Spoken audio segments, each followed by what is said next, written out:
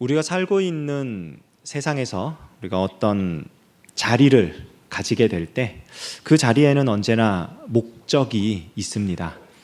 운동선수가 되었다라고 한다면 운동 경기에서 이기기 위한 목적이 생기는 거고요. 학생이 되었다라고 한다면은 어떤 학업의 결과물을 내기 위해서 더 낮은 학년이라면 더 높은 학년으로 올라가기 위해서, 또 어떤 석사나 박사 과정에 있다면 어떤 연구 결과를 만들어내서 논문을 쓰기 위해서 그런 자리에 목적이 존재하겠지요. 그런데 가끔 뉴스를 보면은 그런 어떤 자리에서 어떤 목적을 이루기 위해서 어떤 수단을 썼는데 그 수단이 옳지 않은 경우에 이제 발각이 되어서 뉴스에 나오는 때가 있습니다. 예를 들자면 어떤 운동선수가 우승하기 위해서 약물을 복용을 했다든지, 심판을 매수했다든지, 아니면은 경쟁 선수에게 해코지를 해서 위협을 가했다든지, 이런 경우도 있고요. 또 공부를 하는 학생들 가운데 수험생이라면 대학을 잘 가기 위해서 컨닝, 치팅이라 그러죠. 그런 행위를 했다든지, 시험지를 유출을 해가지고 미리 풀어봤다든지, 이렇게 또 대리 시험을 봤다든지, 또 논문을 쓰는 경우에 본인의 연구 결과물이 아닌데 이렇게 다른 사람의 것을 가지고 와서 자기 것인 양 속였다든지, 여러 가지 일들이 있습니다. 근데 이런 뉴스들, 부정적인 이런 뉴스들을 볼 때 우리는 한 마음으로 지탄을 하죠. 저건 잘못됐어. 저건 틀린 거야. 저렇게 살면 안 돼. 왜냐하면 그들의 목적이 잘못되었기 때문이 아니라 그들의 수단이 잘못되었기 때문입니다.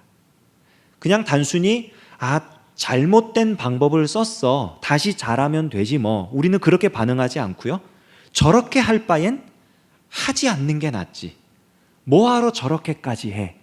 이런 반응을 훨씬 더 많이 보입니다. 그것은 어떤 일을 해나감에 있어서 목적보다 사실은 수단이 훨씬 더 중요하다는 것을 우리가 은연중에 알고 있는 거예요. 2007년도에 어떤 잡지에 복음과 상황이라는 기독교 잡지가 있습니다. 그런 잡지에 어떤 목사님이 이런 글을 썼어요. 제가 글을 다 못 외워서 보고 읽겠습니다. 한국 교회에 대한 글이에요. 우리는 마치 주인의 명령을 다 듣기도 전에 달려나가버리는 종과 같다. 주인이 종에게 말한다. 이 서찰을 산 너머 김첨지에게 전해주고 오너라. 너무 급하게 가지 말고 가면서 논일도 좀 도와주고 나무하는 사람도 만나면 좀 도와주고, 그리고 산세가 어떤지 주변을 잘 살피면서 다녀오도록 하여라. 그런데 주인의 말이 채 끝나기도 전에 종은 서찰을 낚아채서 열심히 달려갑니다. 그리고 빨리 이 서찰을 전해줘야겠다 생각을 하며 불이 나게 다름박질을 해서 재빨리 전해주었습니다. 자, 그런데 여기서 문제가 하나 생겨요. 뭐냐면, 그러나 주인은 서찰이 전해지기에 좋은 시간을 미리 예상하고 있었고, 또한 다음에 할 일을 위해서 종을 훈련시킬 필요가 있어서 심부름 과정에 이런저런 일들을 시킨 것이었다. 하지만 종은 자기 방식의 열심으로 주인의 세심한 명령을 무시한 것이다. 결국 종은 주인의 뜻을 어겼을 뿐만 아니라 주인의 계획도 틀어지게 만들었다. 재밌는 얘기이면서 깊이 생각해 볼 수 있도록 하는 얘기입니다. 그러니까 이 목적과 수단이라고 하는 이 이야기가 어떤 눈에 보이는 확연하게 드러나는 어떤 직업을 가진 어떤 지위에 있는 그런 사람들에게만 해당되는 것이 아니고요. 사실은 우리 삶의 전반부에 다 해당이 되는 이야기예요.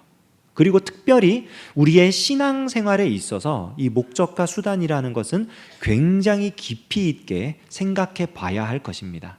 방금 읽어드렸던 이 글은요, 이 목사님이 한국 교회가 굉장히 열심히 신앙생활을 하고 있다. 그런데 정말 이 이야기에 나오는 종처럼 주인의 말을 끝까지 듣고 그 주인의 마음을 헤아려서 주인이 원하는 바대로 하고 있는지는 생각해 봐야 할 노릇이다라는 취지로 쓴 글입니다. 우리 신앙생활에 있어서 하나님의 뜻에 맞게 하나님이 원하시는 수단대로 하나님의 목적을 이루어가는 것, 이 문제는 모든 사람이 다 가지고 있는 문제예요. 우리만이 아니고 사실은 우리가 신앙의 아주 좋은 표본으로 삼을 수 있는 믿음의 영웅들도 이런 문제를 한 번쯤은 다 경험해 봤습니다. 오늘은 이 역대기에 나오는 다윗 왕의 이야기를 통해서 우리가 하나님의 일을 이루어 간다는 것이 어떤 것인지, 하나님의 일을 성취할 수 있는 수단은 과연 무엇인지에 대해서 깊이 생각해 보려고 합니다. 오늘 본문은 역대상 15장을 읽었는데 실제 이야기의 시작은 역대상 13장에서 시작해야 합니다. 전체 내용을 다 살펴봐야 하기 때문에 제가 성경을 함께 읽지는 않고 이야기로 풀어서 이 시간에 나누도록 하겠습니다. 다윗이 왕이 되었어요.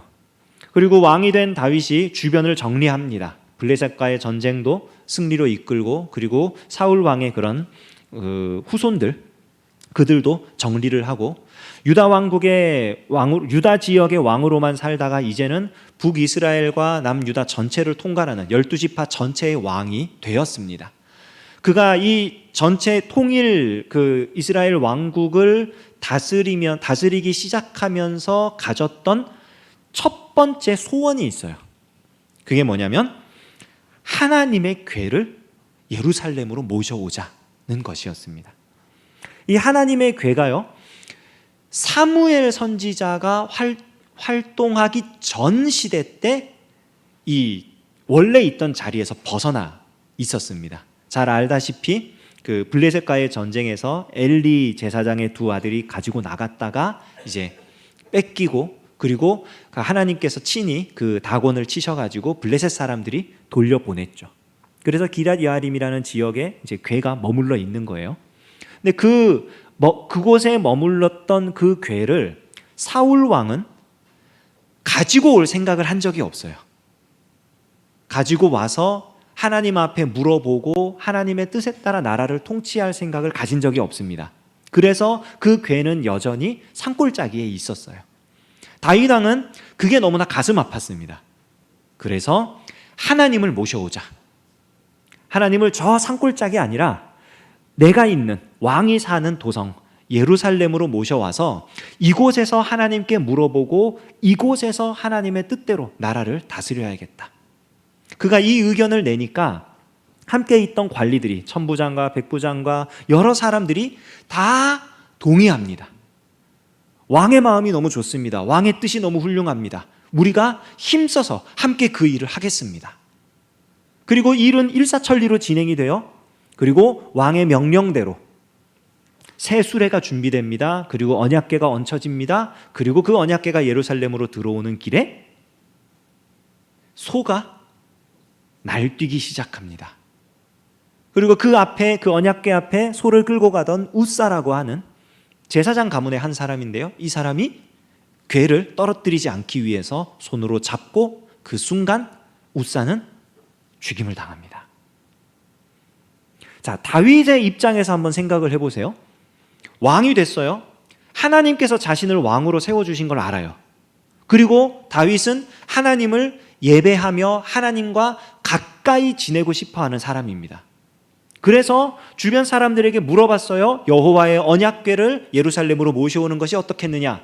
모든 사람이 동의했습니다. 그리고 다윗은 그렇다면 내가 이 일을 지체할 수 없다 하며 자기가 할 수 있는 최고의 것으로 언약궤를 모셔오는 거예요. 새로 수레를 만들어서, 이 왕이 언약궤를 모시기 위해 만든 수레가 그냥 단순히 널빤지에 바퀴 달고 이런 수레가 아닐 거예요. 아마 마차보다 더 훌륭했을 거예요. 훌륭한 수레를 만들어서 소를 앞에 탁 달고, 그리고 제사장들, 레위인들 이런 사람들이 앞뒤로 호위하면서 천부장과 백부장, 고위 관리들이 쫙 서가지고 모셔오는 거예요. 그런데 그 과정에서 사람이 죽었어요. 그 일을 진두지휘하던 제사장이 죽었어요. 다윗의 마음에 충격을 받는 거예요. 이게 대체 무슨 일인가? 즉시 그 모든 과정을 중단합니다. 여호와의 궤를 내 앞으로 모셔올 수 없다. 스톱. 그리고 그 괴는 오벳에돔이라는 사람의 집으로 가게 돼요. 시간이 지났습니다. 다윗이 가만히 보니까 이 여호와의 언약궤를 모시고 갔던 오벳에돔의 집에 하나님이 복을 주시는 게 눈에 보여요. 하나님이 저주하신 게 아니었구나. 근데 왜 그러면 사람이 죽었을까? 왜 언약궤를 떨어뜨리지 않기 위해 손을 뻗었던 사람이 죽임을 당해야만 했을까? 연구하기 시작합니다. 묵상하기 시작합니다. 그리고 답을 찾았어요. 오늘 읽었던 본문이 그 답입니다. 그때에는 우리가 매지 아니하였도다. 하나님의 말씀을 살펴보니까 하나님 왜 그러셨어요? 하나님 왜 웃사를 죽이셨습니까? 하나님의 뜻을 알 수 있는 게 성경밖에 없잖아요. 율법책을 찾아보고 신명기를 찾아보고 출애굽기를 찾아보고 다 찾아보니까 거기에 여호와의 언약궤를 이렇게 저렇게 만들어라 라고 모세를 통해 말씀하신 하나님께서 이 언약궤를 옮길 때에는 반드시 제사장이, 레위인이 채를 꿰가지고 딱 꽂아가지고 장대를 어깨에 메고 움직이도록 명령한 부분을 발견한 거예요. 내가 잘못했구나. 내가 내 방식대로 하려 그랬구나. 다윗 입장에서는 너무나 열심히 잘했거든요.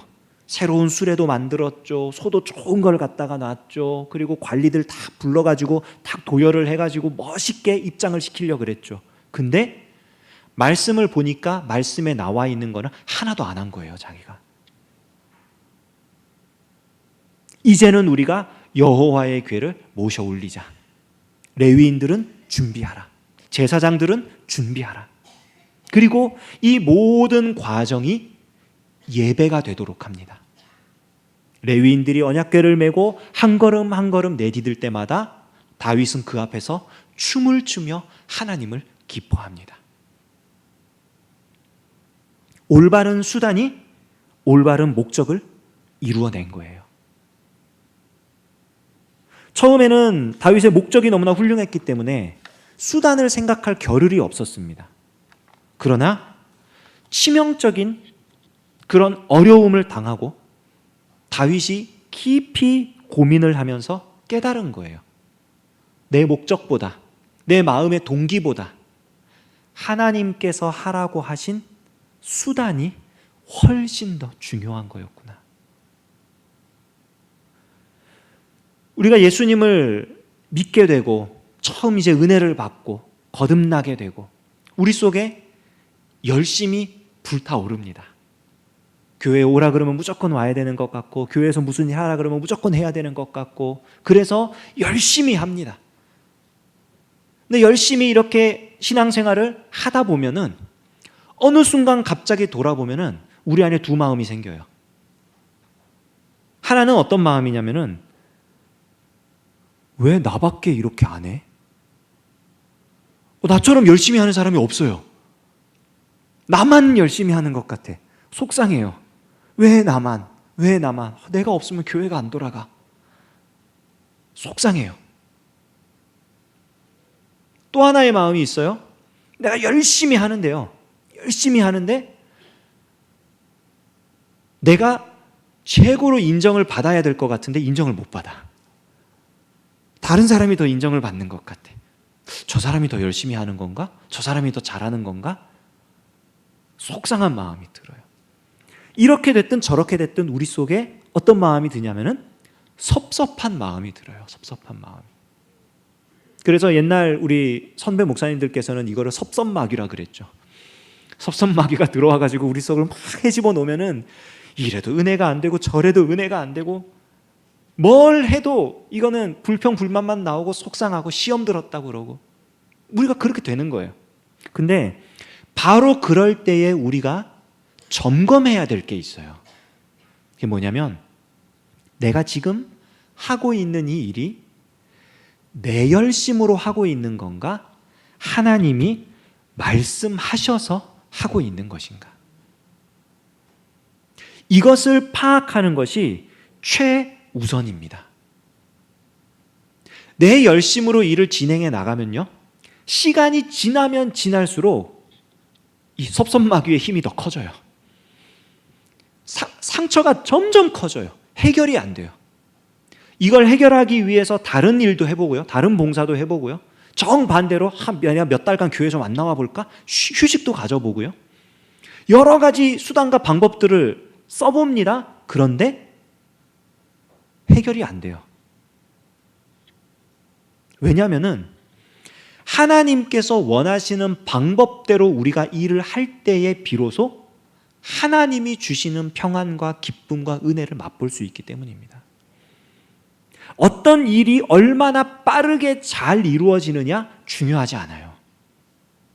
이 일이 정말 하나님의 뜻에 맞게 하나님이 말씀하신 그 방법대로 되어지고 있느냐, 그게 정말 중요합니다. 이건 우리 모든 사람이 겪는 일이에요. 다윗 왕도 지금 이런 일을 겪었잖아요. 근데요, 다윗과 전혀 다른 길을 걸었던 사울 왕도 보면은 사울 왕의 앞에 이와 똑같은 시험이라고 할까요? 이런 일들이 있었어요. 너는 길갈에서 7일을 기다리라. 사울 왕에게 주신 방법은 딱 하나였어요. 사무엘 선지자가 길갈에 도착하기까지 7일을 기다리는 것. 그거를 못해요. 안 해요. 나중에는 어떻게 되느냐? 아말렉을 진멸하라는 명령에 대해 사울이 뭐라 그러냐면, 가서 내가 보니까 좋은 것, 귀한 것, 아름다운 것은 다 가지고 나쁜 것, 천한 것, 몹쓸 것들은 다 없애고, 하나님이 진멸하라 명령하실 때는요, 그게 뭐냐면은 죽여라가 아니에요. 이것이 전부 다 내 거니까 너의 소유가 되지 않도록 이 땅에서 없애서 나한테 바쳐라, 이 얘기입니다. 그게 진멸하라는 말의 진짜 의미예요. 그러니까 없애는 건 전부 다 하나님 거예요. 근데 사울 왕이 어때요? 내 눈에 보기에 좋은 거, 예쁜 거, 쓸만한 거, 이런 거는 다 내 거야. 다 살려두고 다 남겨두고, 몹쓸 것, 천한 거, 안 좋은 거 다 진멸해요. 하나님한테 그런 거 바치는 거예요. 별것 아닌 것 같았는데 하나님이 말씀하셨던 수단을 지키지 않는 자의 결과가 그렇게 나오는 거예요. 다윗은 이 초창기에 그것을 바로 잡을 수 있는 은혜를 얻었던 것입니다. 속상한 일을 겪었지만, 우사가 죽었고 자기가 원하던 일이, 자기가 추진하던 일이 되지 않았어요. 실패했어요. 생각해 보십시오. 이 왕이 되어가지고 통치 초기에 아주 과감하게 명령을 했습니다. 나는 하나님께 물어보고 하나님과 동행하는 왕이 될 테다. 그러므로 여호와의 언약궤를 이 예루살렘으로 모셔올 거다. 아주 당당하게 선포하고 시작했는데 그 일이, 죄송합니다, 속된 표현으로, 파토 났잖아요. 그게 안 됐잖아요. 얼마나 그게 창피한 일이고 얼마나 그게 왕으로서 치명적인 일입니까? 리더십에 있어서. 그런데 그 상황에서 다윗이 돌아본 것은 뭐였느냐? 왜 그랬을까? 왜 그랬을까? 하나씩 하나씩 점검하는 거예요. 마음의 동기. 내가 잘못된 동기로 하나님을 이용하려 했나? 아니야, 그건 아니야. 하나님이 내 마음을 아셔. 그렇다면 뭔가 사람들과의 관계에 있어서 문제가 있었나? 아니에요. 모든 사람이 같은 뜻을 가졌어요. 같은 마음을 가졌어요. 한 마음으로 움직였어요. 대체 뭐지? 말씀을 찾아봅니다. 그 안에서 발견하는 거예요. 하나님이 말씀하신 것과 다른 방법을 썼구나. 내가 최고라고 생각하는, 내가 가장 지혜롭다고 생각하는, 내가 가장 좋다고 생각하는 그 방법을 썼는데 하나님은 그렇게 얘기하지 않으셨어요. 깨달은 거예요. 하나님의 뜻대로 하는 게 맞는 거구나. 레위인을 통해 궤를 메고 올 때 하나님은 기꺼이 그가 사는 그 예루살렘으로 언약궤를 모셔드릴 수 있도록 허락해 주셨습니다. 우리는 사울이 아니죠. 다윗도 아닙니다. 우리는 이 시대에 살고 있는, 이 성경의 시대에 살고 있는 사람이 아닙니다. 그러면 지금 우리가 살고 있는 이 시대에, 그럼 하나님께서 원하시는 방법, 하나님께서 기뻐하시는 수단, 우리가 어떤 일을 이루어감에 있어서 그걸 어떻게 발견할 수 있을까? 우리가 사업을 할 때 사업을 하는 사람들의 최종 목적은 이윤을 남기는 거잖아요. 이윤을 남기는 것이 나쁜 건가? 아닙니다. 이윤을 남겨야 이 기업이 운영이 되고 그리고 그 부가 재분배되면서 사람들이 먹고 살 수 있습니다. 이윤을 반드시 남겨야만 합니다. 그렇다면 어떻게? 어떤 방법으로, 어떤 태도로 이윤을 남길 것인가? 공부하는 학생들, 대학생들, 대학원생들 공부해야죠. 성과를 내야죠. 중학생, 고등학생이라면 대학교를 가야 될 것이고, 대학생이라면 대학원을 가야 할 것이고, 대학원생이라면 석사학위 논문을 써야 될 것이고, 그런 과정을 거쳤다면 여러 가지 어떤 학업의 그 결과물을 만들어내야겠죠. 어떤 거에 대해서. 그런데 우리가 물어볼 건 그거예요. 그럼 어떻게? 어떤 방법으로 공부를 할 것이냐? 어떤 방법으로 연구해 나갈 것인가? 운동선수가 있다면 우승을 해야죠. 경기에서 이기는 게 최종 목적이 되어야죠. 우리가 물어볼 것은 그럼 어떻게? 하나님이 원하시는 승리라는 것은 과연 무엇인가? 이 질문이 너무나 단순한 질문인데 너무나 어렵습니다. 그냥 답답해져요, 마음이. 그 질문을 던지는 순간 답답해져요. 어떻게? 하나님 어쩌란 말입니까? 헨리 블랙캅이라고 하는 목사님이 계십니다. 이분이 하나님을 경험하는 삶이라는 책을 썼어요. 제자훈련 교재로도 활용되고 있고요. 굉장히 전 세계적으로 많이 활용되고 있는 그런 책이고 그런 제자훈련 과정이고 그런데요. 이분이 이 책 속에서 그러면 어떻게 하나님의 뜻을 분별할 것이냐? 하나님이 뭐라고 말씀하시는지 알아야 그 수단이 뭐가 됐든 방법이 뭐가 됐든 그것을 할 수 있을 건데 하나님이 뭐라고 말씀하시는지를 도무지 모르지 않느냐. 어떻게 하면 그것을 알 수 있는가를 아주 간략하게 4가지로 요약을 해놨어요. 아주 간략하게 소개를 해드리면 첫 번째는 당연히 말씀입니다. 하나님 말씀. 성경 안에 하나님의 뜻이 다 계시되어 있어요.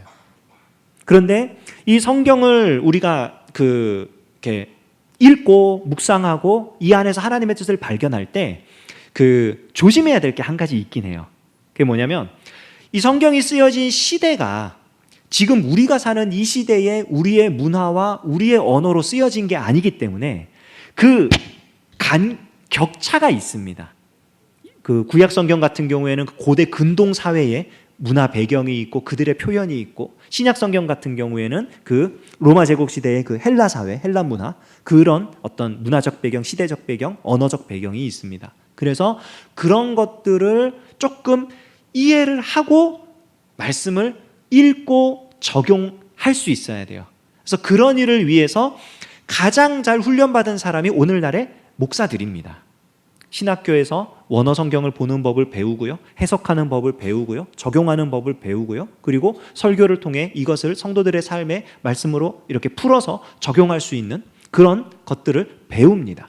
그러니까 성경을 읽고 하나님의 뜻을 발견할 때 직접 성경을 읽고 묵상하는 것 정말 중요해요. 그런데 지도 목회자의, 교회에 같이 이제 속해 있는 그런 목사의 지도를 받고 그리고 그렇게 배워가는 그런 것들 또한 중요합니다. 어쨌든 성경 말씀이 하나님의 뜻을 분별하는 가장 좋은 도구예요. 첫 번째 도구입니다. 두 번째는 성경에 이어서 기도하는 거예요. 이 기도와 성경을 따로 이렇게 분리해서 생각하는 게 사실은 어렵습니다. 왜냐하면 우리가 신앙생활을 한다고 했을 때 성경을 읽고 기도하는 거는 정말 우리의 호흡처럼 자연스러운 일이기 때문이에요. 그렇게 하지 않으면 우리가 신앙생활을 한다고 말할 수가 없거든요. 그러니까 기도를 통해서 이 성경 말씀이 머리에만 남는 것이 아니라 우리의 심령에 젖어들 수 있도록, 그리고 하나님께서 어떤 마음으로 지금 이 말씀을 주시는지 그 마음을 알아가고 우리의 삶에 실제로 적용할 수 있도록 기도가 그런 작용을 합니다. 그래서 성경 말씀, 그리고 기도, 그리고 또 하나는 교회 안에서 만나는 지체들이에요. 지체들. 우리 함께 신앙생활하고 있는 우리 지체들을 통해서 하나님의 뜻을 분별할 수 있다고 합니다. 이것은 무슨 말이냐면은 우리에게 어떤 기도 제목이 생기거나 좀 풀기 어려운 문제들이 생기고 이러면 우리가 이제 가까이 지내는 분들한테 기도 제목을 공유하잖아요. 이런 문제가 있다, 나 이렇게 기도하고 있다 이러면서 하는데, 아마 경험을 해보셨을 거예요. 그러면은 내가 그 문제를 가지고 기도를 하다 보면은 어렴풋이 혹은 확실하게 말씀을 통해서나 설교를 듣다가나 아니면은 이렇게 탁 깨우침을 해가지고 어떤 응답을 우리가 받잖아요. 그때 보면은 기가 막히게 기도 제목을 함께 나누고 그 기도를 부탁했던 그 사람들이 똑같은 말을 해줄 때가 있어요. 나도 그렇게 응답받았다. 내가 자네 위해 기도하다가 보니까 하나님이 이런 말씀을 주시더라. 이런 생각이 들더라. 이러면서 얘기를 나누는데, 얘기를 나눠보니까 똑같은 말이에요. 그런 경우를 얘기하는 겁니다. 우리가 신앙생활을 하면서 이 공동체 안에서 이 함께 한 교회된 우리 지체들이 서로 같이 하나님의 뜻을 구하며, 그러니까 이게 나 혼자 기도하고 내가 혼자 하나님 뜻 발견했다 그러고 내가 혼자 응답받았다 그러고 이러면은 이게 잘못될 수가 있거든요. 그거를 판단하기가 어려워요. 하지만 함께 기도하는 공동체 안에서 이 사람도 저 사람도 똑같이 그렇게 응답을 받았다고 한다면 그것이 올바른 길일 확률이 훨씬 높은 거죠. 마지막 한 가지가 뭐냐면은 우리 주변을 둘러싼 환경과 상황들입니다. 그것은 뭐냐면 일이 되어지는 과정들. 그러니까 어떤 일을 반드시 해야만 해. 기도를 했어요. 하나님이 하래요. 주변에 기도 부탁을 했던 사람들이 하래요. 그리고 봤더니 그 일이 수월하게 될 수 있도록 열리는 경우라든지, 혹은 정반대의 경우도 있습니다. 어떤 일을 하라고 말씀으로 분명히 받았어요. 기도하는 가운데 하나님이 강한 마음을 주셨어요. 기도 부탁을 했는데 주변의 지체들이 그게 맞다고 함께 기도하자고 이겨나가자고 그랬어요. 근데 커다란 장애물이 하나 떡하니 있는 거예요. 그 앞에. 그때는 장애물이 있으니까 이게 아닌갑다가 아니고, 말씀으로 주셨잖아요. 기도할 때 응답을 받았잖아요. 주변의 사람들이 다 함께 그렇게 하라 그러잖아요. 이겨나가야 할 문제인 거죠. 그것이. 그러니까 환경과 상황이라는 것은 하나님의 뜻을 분별할 수 있는 좋은 길인데 조심해서 봐야 돼요. 분별을 할 수 있어야 돼요. 말씀이 가장 먼저이고, 기도, 그리고 함께 기도하는 우리 지체들, 그리고 마지막으로 환경과 상황입니다. 이런 것들을 통해서 이 헨리 블랙카비 목사님이 우리가 하나님의 뜻을 분별할 수 있다, 이렇게 얘기를 합니다. 자, 그러면 우리가 이렇게 하나님의 뜻을 분별해 안다면 그 다음 할 일은 무엇입니까? 그대로 하는 거죠. 맞습니다. 다윗처럼. 다윗이 고민하고 묵상하고 그리고 발견해냅니다. 문제의 원인을 발견했어요. 그때에는 우리가 매지 아니하였으므로 하나님이 우리를 찢으셨다. 그러나 이제는 메고 가자. 왕의 입장에서 생각해 보십시오. 지난번에 했던 게 실패로 돌아갔어요. 두 번째 시도예요. 이건 성공하지 않으면 안 되는 거예요. 두 번째 시도마저 실패하면 왕의 리더십은 땅으로 곤두박질 칩니다. 사람들은 원래 그래요. 이 두 번째 시도에서 다윗이 과감한 결단을 합니다. 가장 좋은 수레를 만들고 가장 좋은 동물을 앞에 메고 호위병을 세워가지고 어떤 일도 일어나지 않게 하고 그렇게 하지 않아요. 그거는 실수는, 실패는, 불순종은 한 번이면 족한 거예요. 하나님께서 레위인을 통해 메라 하셨으니 레위인이 메고 오도록 하자. 레위인을 보내서 그들이 채를 꿰서 어깨에 메고 짊어지고 오도록 합니다. 그리고 보기 좋게 그 일은 성공해요. 하나님이 되게 하신 거죠. 우리가 하나님의 뜻을 분별해 알았다라고 했을 때 하나님이 우리에게 그 뜻을 가르쳐주는 이유는 딱 하나예요. 그대로 하라는 것입니다. 하나님은 절대 우리한테 크고 어렵고 놀랍고 이런 일 시키지 않아요. 지금 우리가 당장 할 수 있는 작은 일 하나를 시키십니다. 그리고 그 작은 한 걸음이 하나님의 역사를 만들어냅니다. 우리 안에 하나님을 위한, 우리가 하나님을 섬기고 예배하고 하나님과 함께 하고자 하는 중심이 있음을 저는 믿습니다. 그렇지 않으면 이 오후 시간에 여기에 올 수가 없어요. 굉장히 피곤하고 힘든 시간이에요. 우리가 이 자리에 와서 우리의 중심을 확인했다면 이제 이 중심을 하나님 앞에 어떻게 풀어내야 할지 말씀을 통해, 기도를 통해, 함께 기도하는 우리 지체들을 통해, 하나님이 허락하신 우리의 삶의 환경들을 통해 확인하고 하나님의 말씀을 분별해 알고 하나님의 뜻대로 순종해 나가는 저와 여러분 되기를 주님의 이름으로 축원합니다. 기도하겠습니다. 하나님 아버지 감사합니다.